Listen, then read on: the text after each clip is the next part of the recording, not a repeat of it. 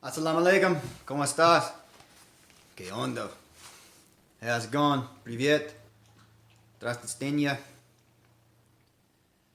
What is it? Bonjour. Ni hao ma. Konnichiwa. Alright, so the other day I made that video talking about a lot of stuff. Boundaries and made me realize that one of the things that I said in there that I had never even heard of boundaries, didn't even know what boundaries were until my late 30s. But then I realized that I was thinking about it and I didn't really explain what boundaries are. So maybe someone else out there watching this video like me, like I was through 4 or 5 years ago, hearing me talk about boundaries, you could go research that and find out what they were, but I figured I'd do a video about it. What are boundaries and how do you determine what your boundaries are and how do you establish them? So basically, boundaries are the rules that govern your life, and they're going to govern any other individual that you allow into your life or do not allow into your life. And how you determine what your rules and what your boundaries are is, first you have to determine or decide who it is that you want to be in the future. You see yourself now and your strengths and your weaknesses, and you see the things about yourself that you don't like and that you want to change in order to become this person that you want to be in the future, who you see yourself as, who you want to be, not who you should be, not who other people are telling you to be, not who you think you should be, who you want to be. I'm going to do another video, but I think a major reason why depression is such a problem now is because everyone is so busy trying to be who they think they're supposed to be, who they're being told that they should be, and they're failing at that. It's funny, and what was it? In Avengers Endgame, when Thor was talking to his mother, when Thor and Rocket went to go get Thor's hammer and to get the Infinity Stone, blah, blah, blah. Anyways, Thor was talking to his mom and he told her, I'm not who I'm supposed to be. And she said, no, you're not who you're supposed to be. You are who you are and who you're meant to be. And he said, well, that's not who I'm supposed to be. And she said, well, everyone fails at who they're supposed to be. And that's I believe that. I believe it's 100% true. I mean, I suffer from depression. I was diagnosed with clinical depression, clinical anxiety, PTSD, ADHD, insomnia, and sleep apnea. And I tell you, once I started learning these things that I've been talking to you all about, the depression has gone away, the anxiety has gone. I've learned to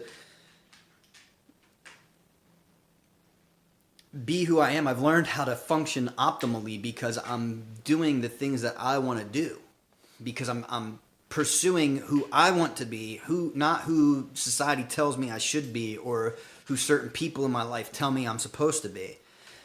So before you can establish your boundaries, you have to determine who that is that you want to be. When you look at yourself in 5 years or 10 years or 20 years, where do you want to be? And not just rich. Not just rich. Rich, you can't just say I want to be rich, because that's not it needs to be a specific goal. Do you want to be a professional athlete? Do you want to be a professional football player, a professional baseball player, a professional basketball player, a professional lacrosse, professional soccer? Do you want to be a musician, a composer, or in a band or in a group? Do you want to be an actor like me? And you have to determine that. Do you want to be a financial advisor? Do you want to be an investment banker? Some people want to be a lawyer or a doctor. When you figure that out, first you have to look at yourself and figure that out. Who do you want to be? And along the way, along your path, that might change.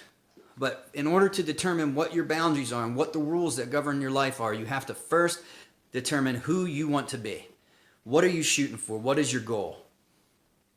Once you determine who you want to be and what your goal is, then you need to determine what obstacles in your life will prevent you from achieving that. And those are the things that you won't do. Those things. If you want to be, it's just easy for me to say professional athlete because I was on that path for a long time. If you want to be a professional athlete, you're not going to be doing drugs. You're not going to be drinking. Okay, those are boundaries. Those are rules that govern your life. You're not going to do those things. If you choose to do those things, you're setting yourself back. You're going to make these rules based on the absolute ideal, best possible scenario that's going to give you the most opportunity to succeed at that goal and to become that person you want to be. If you compromise your boundaries, that's on you. And you know that drinking, especially in high school, is not going to help you in any way to become a professional athlete or to become anything. Drinking, period.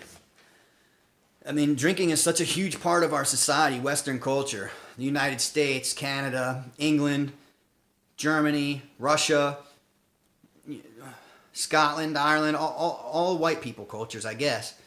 Drinking is just huge. And Japan, it's big in Japan now. I don't know if that's part of the Western influence or if it was already big over there, but drinking will not help you achieve anything.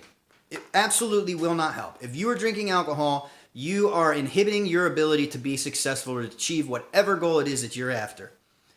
And once you achieve that goal and once you are that person that you want to be, if you decide to start drinking and become an alcoholic, which a lot of people do, that's on you. That's on you. But if you're not there yet, if you are drinking, if you are using recreational drugs, you are putting obstacles in your way that are preventing you from becoming that person that you want to be. And that is also going to add to your depression and to your anxiety. You're not doing the things that you need to do. You're not abiding by the boundaries that you have set. And it is causing you harm. It's causing you psychological, mental harm because you're not going to be on the best path that you could be on. So you determine that drinking is not going to help you achieve your goals. So one of your boundaries is will not drink. And also will not allow others to influence me to drink. What does that mean? Does that mean you can't have anyone in your life who drinks? No, that's not what that means. It means if there's other people who allow themselves to drink alcohol and one of your boundaries is, one of your rules is you're not going to drink alcohol and you're not going to allow other people to influence you to drink alcohol, that person can drink all the alcohol they want as long as they're not peer pressuring you to drink it. As long as they're not constantly trying to get you to drink it with them, constantly making you feel bad because you're not drinking with them. When you get people in your life who are constantly pressuring you and trying to convince you to break your boundaries, those people need to go. They are bad influence on your life. They are preventing you from achieving all that you can achieve. Now other boundaries. What are do's? Those are some don'ts. You don't drink alcohol. You don't use recreational drugs. You don't skip class. You don't skip school. Whatever these boundaries are, these rules that you need to set for yourself. Now with the do's, back to the professional athlete thing. If you want to be a professional athlete and you have not achieved that yet, if you're in high school, if you're in college, what are the do's? Do's. What is going to give you the best absolute possible chance of achieving your goal? You're going to be the first person to practice every single day, and you're going to be the last person to leave every single day. You're never going to let anyone outwork you, ever. You will always be there first, and you will always leave last. Before the coach, be there before the coach and leave after the coach because you want to be a professional athlete, and you're going to do everything it takes to achieve that goal. If you're not doing everything it takes, you're cheating yourself. What else? Weekends, Saturdays and Sundays. This is what I used to do in high school before I started having the psychological problems and I got off my path. Before I got off my path, I didn't go out partying. I didn't go out with friends. When I came home from school, I did my homework and I went out back and I hit baseballs. That's all I did for hours. I wanted to learn how to switch hit. I was a right-handed hitter, so I'd go outside and I'd hit left-handed for hours after school, do my homework, and then I'd hit baseballs till it's time to go to bed. Saturdays and Sundays, I do the same thing. I'd bounce the ball off the wall, work on my fielding, I'd hit baseballs. I drove a PVC pipe into the ground and use that as a tee, and I'd hit baseballs into the fence for hours. If you want to be a professional athlete, that's what you need to do. You need to work harder than every other. You need to realize that there are thousands of other people out there that want the same thing that you want. And the only thing that's going to set you apart from them is if you work harder than they do. And you need to tell yourself, when I was fighting, when I was doing MMA, I would always tell myself, when I wasn't training, somebody was. Somebody was. And, you know, because of the problems in my marriage, I never got to pursue that. But Conor McGregor did. And at the same time as me. The difference between me and Conor McGregor was he had a supportive wife and I didn't. Conor McGregor, at the same time as me, realized that MMA was a major opportunity. This is back in 2005, 2006. I was training MMA and I'd realized MMA is a huge opportunity. If I dedicate myself, I can become a professional fighter. My wife did not support me. Conor McGregor's wife did. Conor McGregor trained constantly. He worked I think he said he quit his job and did nothing but train. 8-10 hours a day. Now, when I was training like that too for a year or two. And what I would always tell myself, when I wasn't training, somebody was training. And that somebody was Conor McGregor. When I wasn't training, Conor McGregor was training. And Conor McGregor, not only did he get to the WEC and become the WEC champion in two weight classes, then he got to the UFC and became the UFC champion in 2 weight classes. While I was going to war with the United States Army. Because why? Because when I wasn't training, when I stopped pursuing that goal because I thought doing what my wife said was the right thing to do, because I didn't know what boundaries were and everything, so I thought that love meant sacrifice. I thought love meant giving things up. That's another video. But when I wasn't training, Conor McGregor was. And Conor McGregor became the UFC champion. Conor McGregor got to freaking box Floyd Mayweather. That could have been me. It was the same. He started the same time I started. It could have been me. If I would have put in the work, I would have put in the time, if I would have put in the hours like Conor McGregor did, it could have been me. But I didn't, so it wasn't me. It was him. And if you put in the hours, you put in the training, you put in the hard work. If you want to be a professional football player, practice your drills. When you get home, be outside running routes. If you're a quarterback, bring the playbook home. Study the playbook every single day, all day. Saturday, when all your boys are going to wherever they're doing, tell them, no, I can't. I'm studying the playbook. Because I promise you, it may suck when you're a teenager and you're thinking, oh, my buddies are out playing, having fun, and I'm sitting in here reading this book. And then when you're in college, all my boys are going out partying and I'm in here reading this book or practicing routes, or I'm the first one to practice, last one to leave. Everyone else is doing all this, having fun. I'm doing this. When you're in the NFL making millions of dollars and they're working, you're not working. You're playing a game for millions of dollars. That sounds like an awesome life. And all those guys that were out partying and everything, they're working a job. And they work a job 40 hours a week, 52 weeks a year. Maybe they get 1 or 2 weeks off for vacation. And you're a professional athlete getting paid millions. And when you're off, you can travel the world. You can do whatever you want. What do they play? Football 5 months a year? 6 months a year maybe, counting preseason. And the other 6 months they're off. And what are the best players doing though? What's Tom Brady doing in 6 months off? What's Tom Brady doing? Tom Brady's practicing. Tom Brady's reading the playbook. What's that quarterback for, I can't think of his name right now. And the best players, the ones that are in the Hall of Fame, when everyone else is relaxing, when everyone else is drinking, when everyone else is partying, when everyone else is doing drugs, they're practicing. They're reading the playbook. They're practicing basketball. They're dribbling. They're carrying a ball around with them everywhere they go. They're dribbling. They walk around in their house with a ball, dribbling. They go to the store. They bring a ball, and they dribble constantly everywhere they go. I don't know much about lacrosse and golf and tennis. I don't know. But the rules apply. Practice. You have to outwork everyone else that wants the same thing that you want.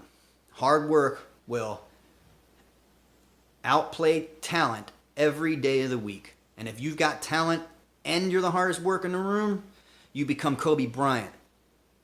You become LeBron James. You become Michael Jordan.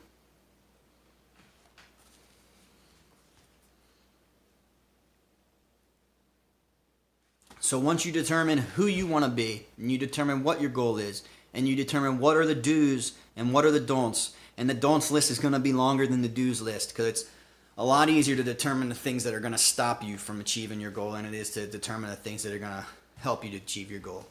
There's going to be a lot more don'ts than do's.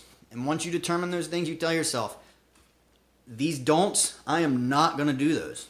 I'm not going to do these things. I'm not going to sleep in class. Whatever it is. Even if you're another 40-year-old man like me, who had the same kind of upbringing as me, and never learned about boundaries. Whatever your don'ts are, you don't do them. And whenever someone comes in your life who's pressing you, who's causing you, not even if they're pressing, not even like something I didn't learn, a way that this applied to my relationships early in my adulthood. I got into relationships with people I never should have been in relationships with because they were constantly violating my boundaries. But at that point in my life, I thought sacrificing myself was what was required of me. I just did whatever the other person wanted. If I had one idea and they had another idea and they threw a fit about it or they got mad about it, I threw my idea out the window because I thought that's what you were supposed to do. I thought that's what love was. But like I said in other videos, that only works. That's what Jesus wants us to do. That's what the Bible says. I'm not Christian, but I'm just referring to the Bible. I think Jesus' definition, example of love is the ultimate example of unconditional love. But unconditional love only works if everyone is loving unconditionally. And unfortunately, everyone doesn't. And it only takes one person not to destroy everything. Let's say everyone on earth was loving unconditionally and being selfless and putting everyone else first. If I was putting you first and you were putting me first, that's great because you're going to put me first, so you're going to do everything you can not to take advantage of me, and I'm putting you first, so I'm doing everything I can not to take advantage of you. So that's great. So if everyone's doing that, that's fantastic. But if one person comes along and decides they want to be selfish, guess who they become? They become Genghis Khan. They become Alexander the Great. They become any of the ancient Egyptian, what do they call them? Rulers, Roman rulers, any of the kings of medieval Europe. Hitler, Stalin, Lenin, that's who they become. So if everyone is being selfless, it only takes one person to stand up and be selfish, and they rule the world because everyone will be putting them first and they'll be taking. So where everyone's giving and they're taking. So you can't be selfless. And I had to learn that the hard way. So I always sacrificed my boundaries because I didn't even know that they existed. Now I realize that they do. And so what I should have done was during the dating process, you realize, okay, this person is constantly violating my boundaries. This is not the person for me. Especially early in a relationship. It's just so much easier to just walk away. If it's first several months or a year even, if you realize you might like this person a lot, maybe you fell in love real fast, but if they are constantly violating your boundaries, it will never get better. You will always be miserable. There is first of all, you don't have to be with someone, which is another issue I had growing up and in my early adulthood. I thought that the purpose of life was to find a mate, was to find a wife. And so I've realized that's not true. You can be single. And I think being single is better for us in a lot of ways because if I hadn't been, this is the longest I've ever been single. Since my second wife walked out on me in 2014, I've been single. So it's 2019. It's been 5 years, and I have had so many revelations. I've learned all of these things about myself because I haven't been being selfless, putting someone else first all of this time. I've just been able to focus on myself and my sons. I haven't been constantly worried about what my wife, be it my first wife, my second wife, or a girlfriend, wants or thinks, or what she needs. Or no, I've been thinking about what I want, what I think, and what I need. So I think being single is very important. I've told my sons not to even consider marriage or to even be concerned about a long-term relationship until they're 30, because there's no need now. When we were dying, when our life expectancy was 35, it made sense to get married when you were 18 and have kids. But now our life expectancy, especially in the United States, is what, 83? There's no reason to get married straight out of high school or straight out of college. I think 30 is a good time to... Our brains aren't fully developed till our late 20s. So by your late 20s, you should, if you've been single and you've been discovering yourself for your first 28, 30 years, you should have a pretty good idea of who you are, what your inefficiencies are and your deficiencies are, and who you want to be and what your goals are, and you should be able to get a pretty good idea of what your boundaries need to be. Then you can start looking for someone else to partner up with, because then you know, okay, here's what my boundaries are. These are the things that will take me off of my goal, and I will not allow these in my life. And then if that person starts violating your boundaries, it's up to you. You can have a discussion with them about that. Hey, you're doing this, and it's causing me to get off of my path, and I can't allow that. And I really like you a lot, and I want you in my life. But if you're going to keep doing that, you're not going to be able to stay in my life. And I've had to do that with a lot of people over the last couple years, friends and family. Since I've determined my boundaries and established my boundaries, I had a conversation with a lot of them. Here's what my boundaries are now. And you're violating some of these. These are the ones you're violating. And here's the rules. If you want to be part of my life, these are the rules that I need you to follow. Okay? You're not going to constantly freaking argue with me. You're not going to force your opinions on me without me asking for it. If I don't ask for your opinion, it's because I don't want it. So you're not going to force it on me. And if you continue to do that, I'm going to remove you from my life. And I've removed several people from my life in the last couple years. And you're going to have to do that. And it's going to hurt sometimes. But life is pain. Life is struggle. Life is hard. But if you're following your path, if you are becoming the person you want you to be, if you're achieving your goals, all that struggle and all that pain is worth it, because every time you go through pain and struggle through it and redeem yourself and figure out how to learn that lesson from that pain and get better from it, you're moving closer to your goal. And when you achieve it, even when you don't achieve it, just the journey, just seeing yourself improve, it's so worth it. It's so worth it. Yeah, it hurts. There's pain. But there's pain no matter what. Ooh, Les Brown said there's two kinds of pain in life. There's the pain of regret,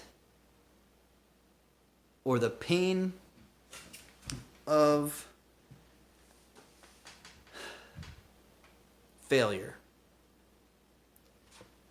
And when you fail, you learn. And then you move forward. And then you fail again and you learn. And you move forward. And you fail again and you learn and you move forward. But the pain of regret is when you decide you're so afraid to fail that you're not even going to try. And then the pain is just going to be that you never even tried. And what if you would have tried? David Goggins says that's what drives him. What if drives him? What if? When he said, what if he can do that? What if that thing that you're afraid of, what if that thing that you're afraid to even try? What if that goal that you have that just seems so unachievable to you, what if you can do it? What if you establish your goals, establish who you want to be, establish your boundaries, maintain your boundaries, don't let anyone else violate your boundaries, go through that pain of removing people out of your life, go through that pain of not going out partying with your friends, go through that pain, and you achieve your goal. What if? What if you can? Would it be all worth it? Yeah, it would. It would absolutely be worth it. Do you think Kobe Bryant regrets all the times he didn't go out partying with his friends back in high school and college? Michael Jordan, Magic Johnson? No. Tom Brady? They don't. They don't regret it because they achieved their goals. By maintaining their boundaries, by removing those bad influence, they achieved their goals.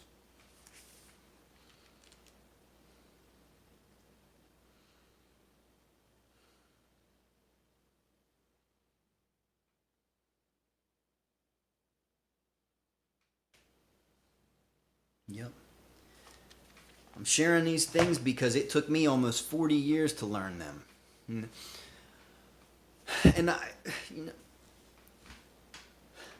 I don't know why I didn't learn them. I find it hard to believe that nobody ever taught me these things because it seems like most people, other people learn them, but I don't think most people do, actually. I think most people, our school system is based on a 70-year-old, 80-year-old blueprint. Our public school system is set up to make people good factory workers.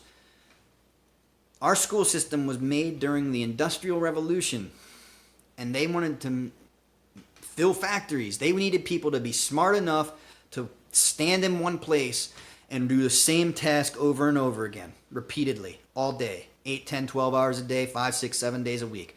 That's what our public school system is for. Our public school system is not set up for you to achieve your goals and for you to become the person you want to be. That is not what our public school system is set up for. Our public school system is made to make you into a zombie, into a robot. Yeah, into a robot. That's why all these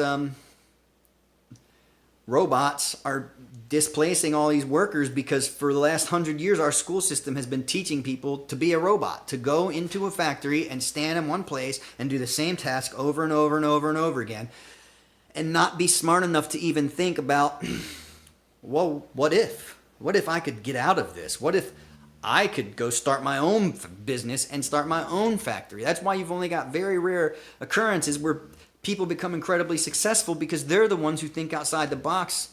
And a lot of times they're the ones who had wealthy parents who didn't send them to public school, who sent them to a private school where they're actually getting taught to critical thinking so that they can achieve their goals. If you don't pursue your goals, you will spend your life working for someone who is pursuing theirs. You will work for someone to help them achieve their goals. And you will be a robot, will be a zombie. Figure out who you want to be. Decide who you want to be. What do you like about yourself? What do you not like about yourself? All the people in your life that you see, your teachers, your parents, Albert Einstein, Nikola Tesla, Elon Musk, Michael Jordan, Kobe Bryant, Tom Brady, Tom Cruise, Brad Pitt. I'm a man, so I'm naming off all these men. But if you're a girl, if you're a woman, same. I'm sorry. This is not intended to be a sexist video, but I guess I did unintentionally make it sexist because I wasn't. This applies to women too, and girls and females. So I don't know any. I'm not really too big on famous female athletes and famous female actresses because I'm a man, so I pay attention to men. But this applies to everyone, no matter what your creed or color or gender, how you identify yourself. I love everyone. I want to help everyone avoid as much pain as possible. I want to help everyone achieve their goals. Decide who you want to be. Decide what your goal is.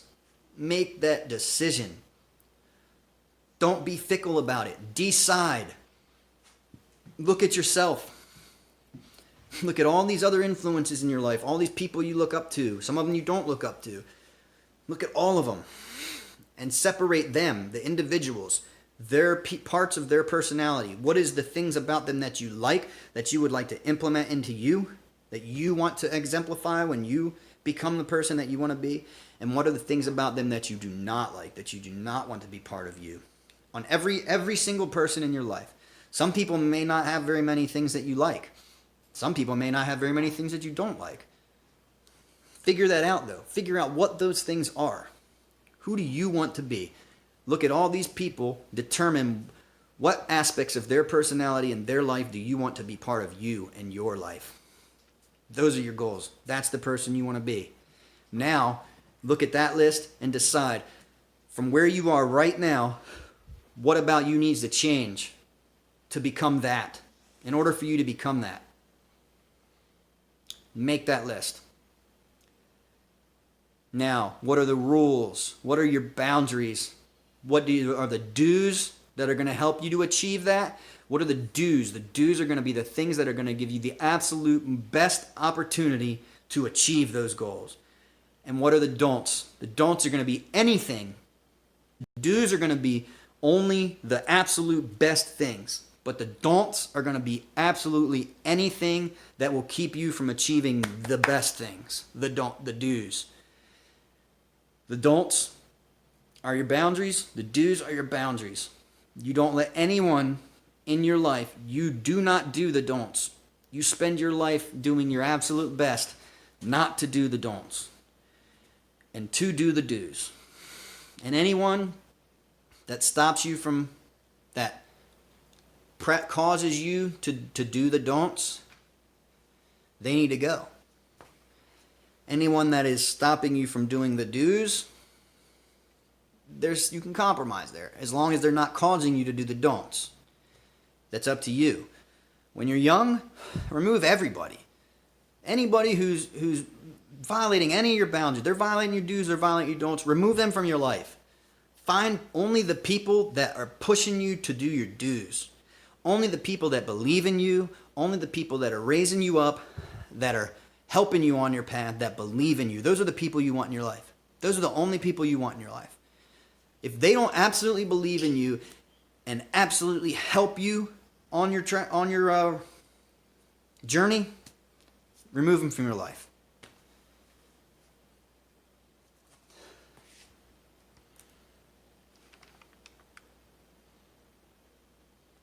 Decide who you want to be. Decide what your goals are. And do not let anyone stand in your way. Especially not yourself. Believe in yourself. I believe in you. Be the change you want to see in the world.